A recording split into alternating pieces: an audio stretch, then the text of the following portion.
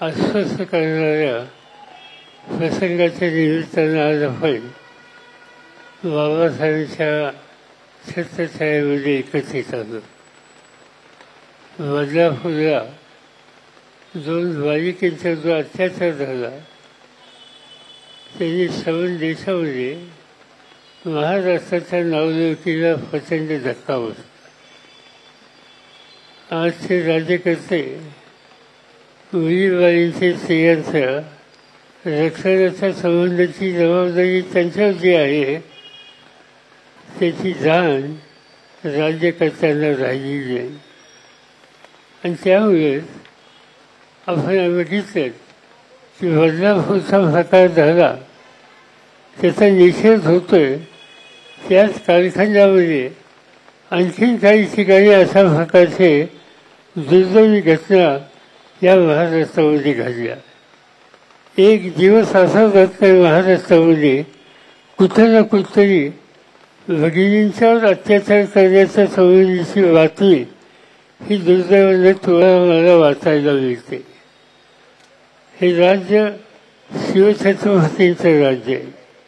शिवछत्रपतींनी आपल्या राजवटीमध्ये रेंदाळ्याच्या पाटलांनी एका भगिनीचा तिच्यावर अत्याचार केला आणि ही तक्रार शिवाजी महाराजांच्याकडे गेल्याच्या नंतर शिवाजी महाराजांनी त्याचे हात कलम करण्याच्या संबंधीचे आदेश दिले आणि त्याला ही प्रचंड शिक्षा दिली. आजच्या परिस्थितीमध्ये जे काही घडलं आहे याची गांभीर्याने नोंद सरकारने घेतली पाहिजे. संवेदनाशील ही भूमिका त्यांनी घेतली पाहिजे. मला एका गोष्टीचं दुःख होतं आहे की राज्यकर्ते, राज्याचे प्रमुख आणि त्यांचे सहकारी एक गोष्ट सांगतायत की बदलापूरच्या या प्रकरणामध्ये विरोधक राजकारण आणतायत. मुलीबाईंच्या अत्याचाराच्या विरुद्ध आवाज कोणी उठवला त्याला राजकारण म्हणायचं, हा जर निष्कर्ष राज्यकर्ते काढत असतील तर राज्यकर्ते किती असंवेदनशील आहेत. भगिनींच्याकडे बघायचा त्यांचा दृष्टिकोन किती चमत्कारिक आहे याची प्रचिती ही आपल्या सगळ्यांना येते. जे काही घडलं ते महाराष्ट्रात घडू नये अशी आपली अपेक्षा आहे. ज्यांनी घडवलं त्यांचा तीव्र निषेध हा तुम्ही केला पाहिजे. मी आपल्या सगळ्यांना एक विनंती करतो, एक आपण आज या ठिकाणी शपथ घेऊया.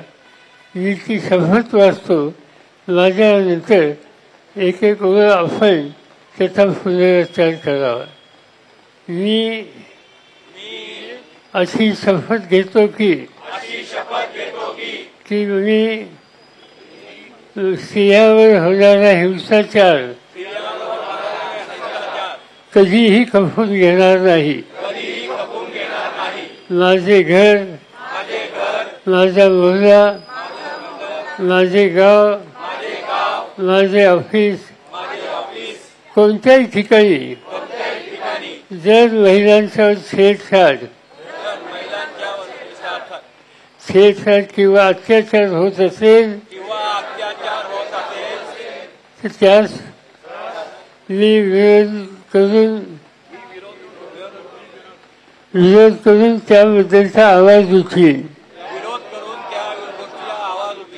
मी मुलगा आणि मुलगी असा भेदभाव कधी करणार नाही.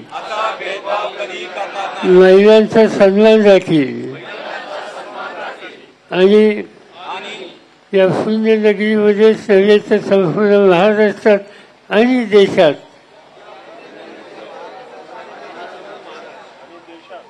महिलांसाठी अधिकाधिक सुरक्षित आणि भययुक्त स्थिती बनवण्यासाठी प्रयत्न करेल. जय हिंद. यानंतर आपण राष्ट्रगीत करणार आहोत. त्याच्यानंतर महाविकास आघाडीच्या वतीने माननीय काँग्रेसचे अध्यक्ष अरविंदजी. तर आपण पाहतोय भर पावसात शरद पवार, सुप्रिया सुळे